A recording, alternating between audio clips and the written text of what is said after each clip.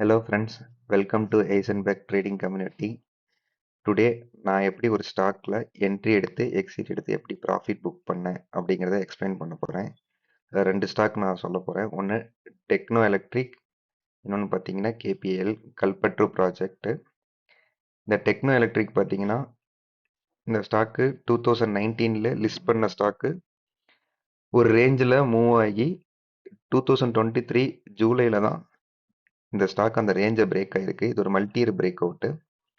இந்த ஸ்டாக் நான் பார்த்தீங்கன்னா ஆகஸ்ட் மந்த்து என்ட்ரி எடுத்தேன். ஆகஸ்ட் மந்த் என்ட்ரி எடுத்துட்டு டிசம்பர் மந்த்து எக்ஸிட் ஆயிருக்கேன். என்னோட என்ட்ரி ஆவரேஜ் ப்ரைஸ் பார்த்தீங்கன்னா 496, எக்ஸிட் ப்ரைஸ் பார்த்தீங்கன்னா 766. இந்த ஸ்டாக்கு பார்த்தீங்கன்னா August, September, October, November, December 4 months கிட்ட ஹோல்ட் பண்ணி நான் இந்த ஸ்டாக்கை ப்ராஃபிட் புக் பண்ணேன். எவ்வளோ ப்ராஃபிட் புக் பண்ணேன்? 27,000, கிட்டத்தட்ட பார்த்தா 54.44%. என்னோட கேபிட்டல் பார்த்தீங்கன்னா 49,600 இன்வெஸ்ட்மெண்ட் பண்ண அமௌண்ட்டு. என்னோட ரிட்டர்ன்ஸ் பார்த்தீங்கன்னா 27,000. கேபிட்டல் இருந்து 54.44% எனக்கு ரிட்டர்ன்ஸ் நான் எடுத்துருக்கேன். இந்த ஸ்டாக்கு நான் ஜூலையில் என்ட்ரி ஆனாலும் 4 மந்த்ஸ் நான் ஹோல்ட் பண்ணி ஒரு 3 மந்த்ஸ் ஒரு கன்சால்டேட் போயிருக்கு. அதுக்கப்புறம் தான் எனக்கு ரிட்டர்ன்ஸே கொடுக்க ஆரம்பிச்சிருக்கு. எப்பயுமே ஒரு ஸ்டாக்கு பிரேக் அவுட் ஆயிடுச்சுன்னா ஒரு 2 to 3 மந்த்ஸ் கிட்ட கன்சால்டேட் ஆகிட்டு தான் நம்மளுக்கு நல்ல ஒரு மூவ்மெண்ட் கொடுக்கும்.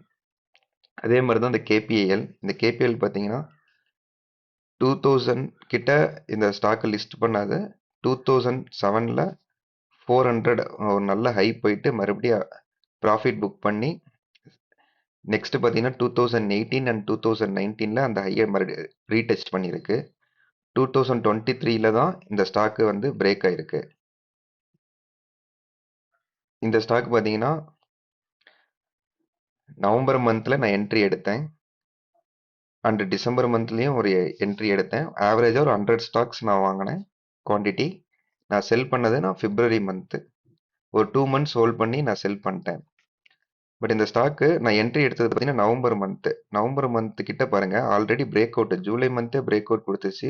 4 மந்த்ஸு கன்சாலிடேட் ஆயிருக்கு ஒரு ரேஞ்சிலே. அப்போ நான் நவம்பர் மந்த்துக்கு அப்புறம் தான் டிசம்பர் மந்த்ல இருந்து தான் நல்ல ஒரு ரிட்டர்ன்ஸ் கொடுக்க ஆரம்பிச்சிருக்கு. நான் எக்ஸிட் ஆனது பார்த்தீங்கன்னா 869 கரெக்டாக இந்த ரேஞ்சு கிட்ட நான் எக்ஸிட் ஆகிட்டேன். அதோட ப்ராஃபிட் பார்த்தீங்கன்னா 21,183, 32.23% இருக்கு. அதாவது என்னோட கேபிட்டல் பார்த்தீங்கன்னா 65,716 கிட்ட நான் இன்வெஸ்ட்மெண்ட் பண்ணி என்னோட ரிட்டர்ன்ஸ் 21,183. ஸோ என்னோட ஹோல்டிங் பீரியட் பார்த்தீங்கன்னா கிட்டத்தட்ட ஒரு 2 to 4 மந்த்ஸ் கிட்ட ஆவரேஜாக நான் ஹோல்ட் பண்ணுறேன். பட் இப்போ இந்த ஸ்டாக்ஸ் பார்த்தீங்கன்னா 1200 போயிடுச்சு. நான் விற்றதுலேருந்து இந்த ஸ்டாக் ஒரு 400 பாயிண்ட்ஸ் கிட்ட ஏறிடுச்சு. நான் ஹோல்ட் பண்ணியிருந்தா எனக்கு ஒரு 40,000 எக்ஸ்ட்ரா கிடச்சிருக்கும். பட் நான் எனக்கு வந்து 30%ங்கிறது அதிக ப்ராஃபிட் தான். ஸோ அதனால தான் நான் என்னோட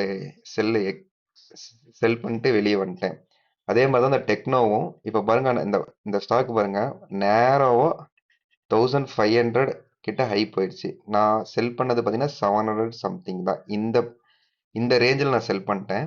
இங்கிருந்து மறுபடியும் பாருங்க இந்த கன்சால்டேட்டில் செல் பண்ணேன். இங்கிருந்து நல்ல ஒரு மூவ்மெண்ட் கொடுத்து போயிருக்கு. ஸோ அதே மாதிரி தான் நான் வீடியோஸில் போகிற ஸ்டாக்ஸும் அது நான் மல்டி இயர் பிரேக் அவுட் தான் மோஸ்ட்லி கொடுப்பேன்.